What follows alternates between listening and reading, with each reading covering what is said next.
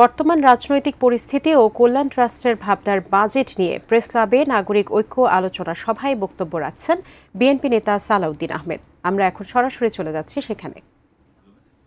সেই উন্নয়ন বাজেটটা তখন পরনির্ভরশীল হয়, ঋণ নির্ভর হয়, ব্যাংকিং খাত থেকে লোনটা নিতে হয়, সঞ্চয়পত্র বিক্রি করে গভর্নমেন্টকে লোন নিতে হয়।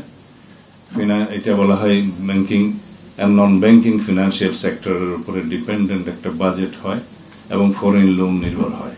এই নির্ভরতা আমরা যতদিন কমাতে না পারবো, কাটাতে না পারবো, ততদিন পর্যন্ত আমাদের নিজস্ব অর্থনীতির উপরে ভিত্তি করে উন্নয়ন বাজেট প্রণয়নের আমাদের প্রচেষ্টা সফল হবে না।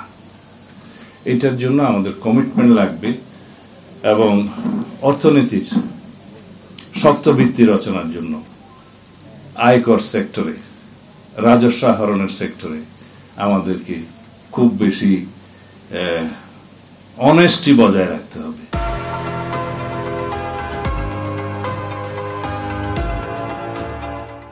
এর বেশি বললে বোধহয় আমার সমালোচনা হবে। কারণ আমরা যারা যারা ট্যাক্স দিই তারা আমরা জানি যে ট্যাক্স আমরা দিতে চাই, কিন্তু ট্যাক্স অফিসের কারণে আমরা সঠিকভাবে ট্যাক্স দিতে পারি না। এর বেশি বোধহয় খোলাসা করলে অসুবিধা হবে।